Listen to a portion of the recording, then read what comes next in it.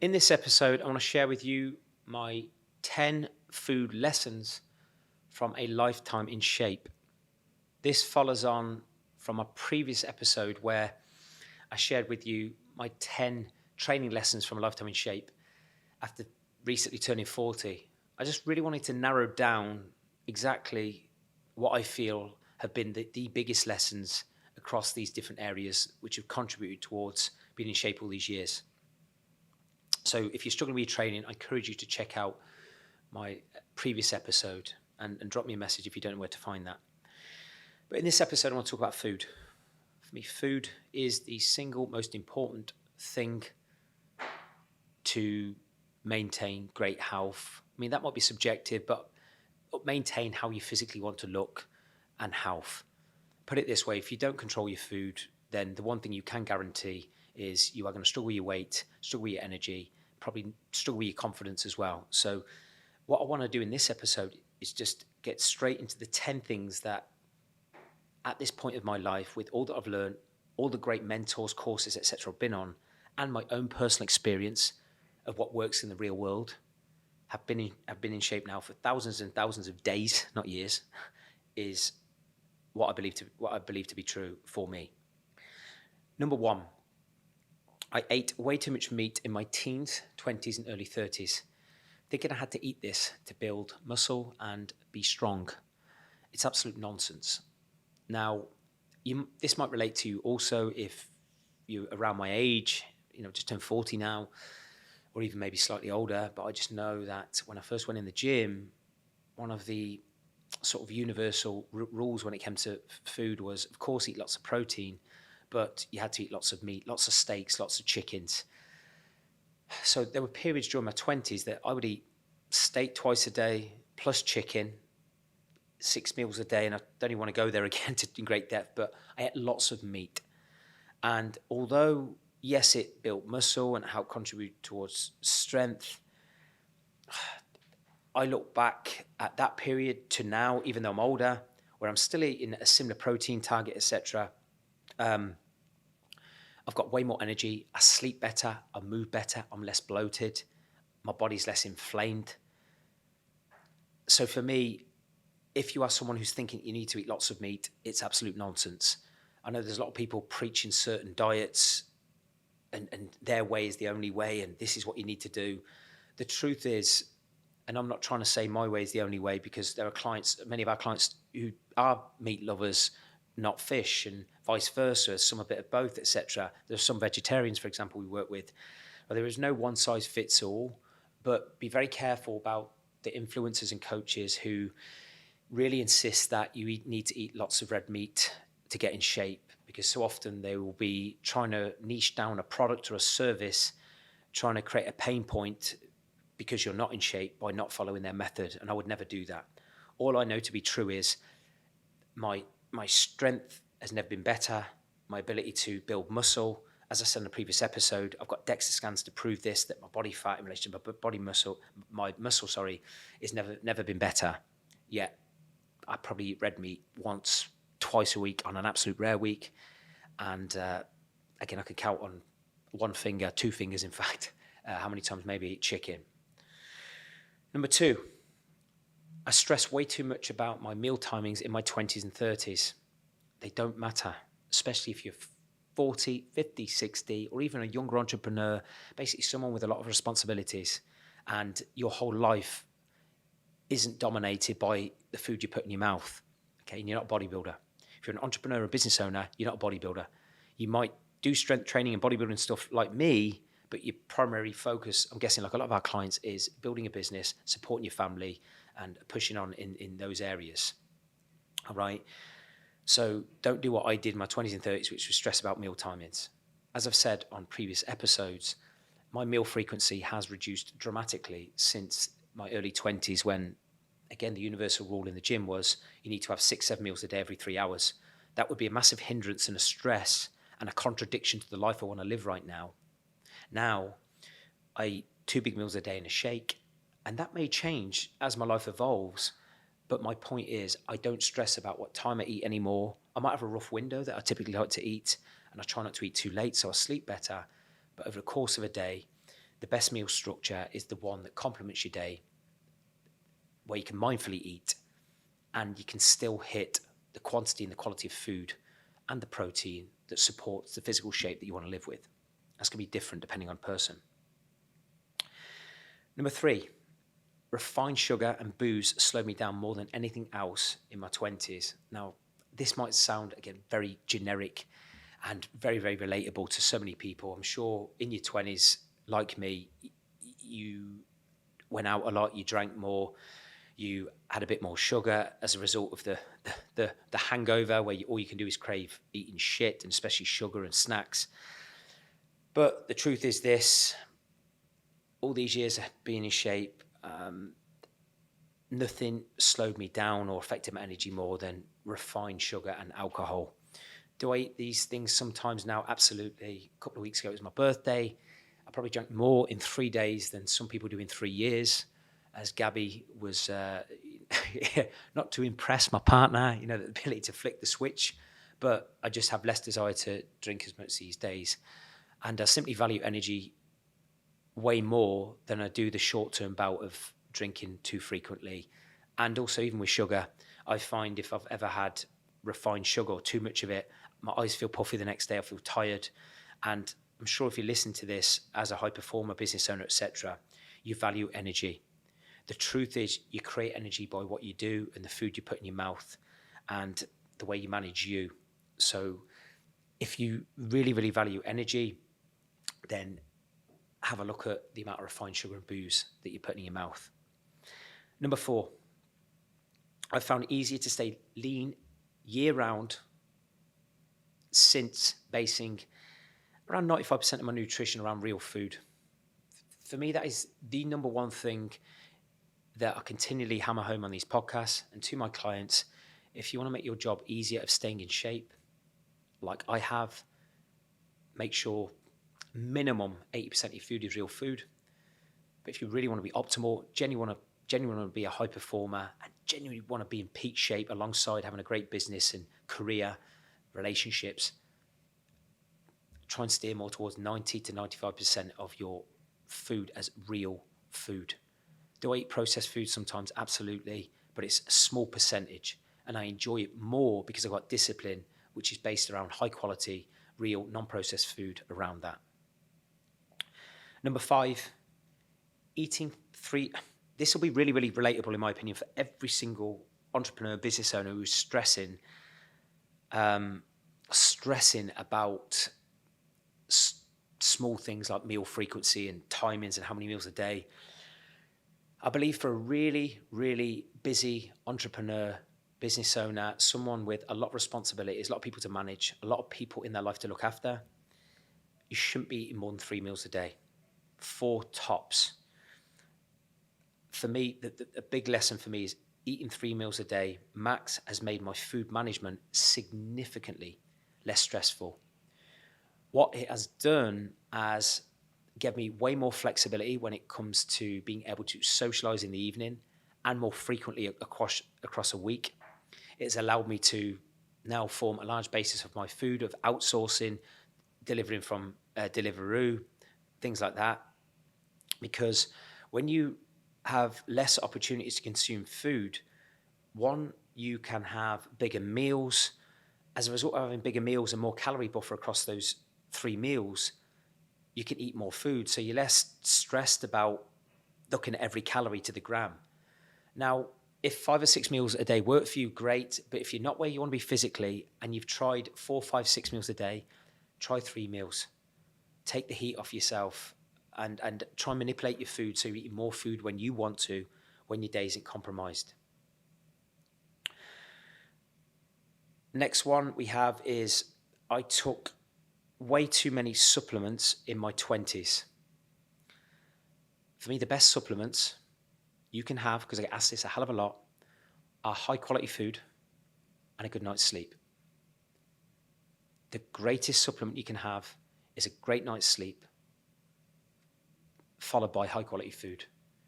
You don't have to rely on supplements to boost your energy if you look after these 2 things. Do supplements further enhance certain health metrics. Sleep, for example, I take ZMA. Internal stuff with your health, your bloods, etc. Absolutely, but no supplement should ever override the importance of healthy food and sleep. So if you ever see someone trying to preach like a magic supplement that's going to wipe out a lack of discipline with sleep and high quality food, they're just trying to sell you the dream. Okay, putting a pill in your mouth doesn't override the fact that if your sleep is poor and you're not eating good food, then it won't do anything. Okay. Next one. This ties in with one I said earlier, and this might relate to some people who are getting a few wrinkles like me, trying to do everything possible to age a little bit slower. But I believe I aged way more in my 20s than I have in my 30s due to drink, full transparency, drugs, a lack of sleep, and eating more sugar and processed food. So you should notice some common themes here with what I'm sharing, but I'm just here to tell the ruthless truth. A lot of people see me now and they don't think I look, 40 now. And I genuinely think the biggest difference from my 20s to my 30s, from now 30 to 40, is from 30 to 40, no drugs, less drink, and just more respect for the food I put in my mouth, and more respect for sleep. So if you are a little bit concerned about the way you're aging, rather than jumping and looking at things like Botox and, some of these quick fix remedies that then get you bought in and you have to keep doing it over and over again, just go back to basics. Next one, the one key daily habit that's helped keep me happy with my weight and shape without having to track food or follow a diet plan is weigh myself daily. I don't track my food. I don't follow a diet plan. I have no desire to. It makes things far too serious for me when I've ever done that in the last few years. So if I don't want to track my food and I don't want to follow a meal plan, I have to have some habit that is going to help keep a check on my weight management, my health in general. And for me, weighing myself daily has been a simple daily discipline that I've done for years now, because it keeps a pulse check on your average daily body weight. And I'm not obsessed by the number on the scale, but I'm aware of the number on the scale, that when that is a certain number, it impacts my energy, impacts my confidence, impacts my physical shape. Everyone, I believe, has a nice fighting weight. And I've said this before in a previous podcast, that a great fighting weight is to be around, have a 3 to 4 kilogram weight range tops. If you want to be really disciplined, 2 to 3, where if you went too low, you probably know you're overcooking it in terms of your output, maybe under eating. And if you went too high, you're probably eating too much food or not moving enough. But it just keeps you disciplined. It keeps you, have that sweet spot. And get clear, I know this is diverging slightly, in relation to that weight range, remind yourself on a daily basis of how being around that weight, how that makes you feel, how much more energized you are. How much more of a better person, a happier person you are. Because I generally believe that when people are carrying a lot more weight than they want to, it affects their mood, it affects their confidence. And guess who else that impacts? Children, after a long day, relationships, energy you bring to your team, the influence you bring to your team, maybe your attitude you bring to your team, or any people you potentially manage.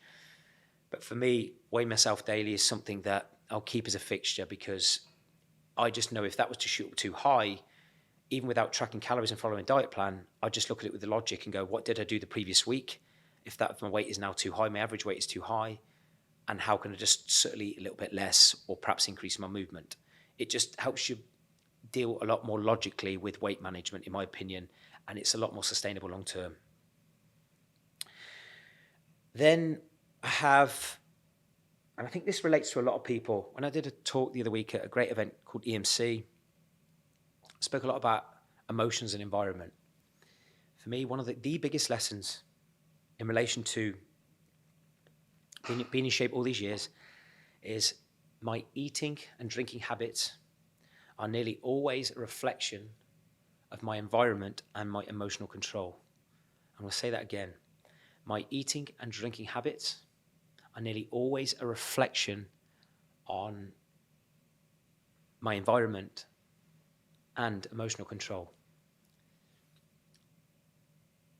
Remember, your state management drives your decisions, and your decision to eat a certain food or not is going to be driven by the state you're in before that. So many people eat their emotions. If I've ever overeaten with food, or I've overdrank, or basically I've overconsumed more food than deep down I wanted to, so often it's down to stress, tiredness, bored, anxious, maybe even overexcitement, because people eat their feelings. I've done this too, so zero judgment. And on the other side, when we talk about environment, so often the environment has dictated how much food or drink, or both, that I've had. And if I've ever woken up feeling guilty about the amount of food or drink I've had, so often it's down to one of those two things. I was in an environment which was the wrong environment in relation to the amount of food or drink I wanted to have, so it's influenced me for the negative, or I've lost control and I've used food or drink as my stress coping mechanism, or to fill the void of unhappiness. Okay?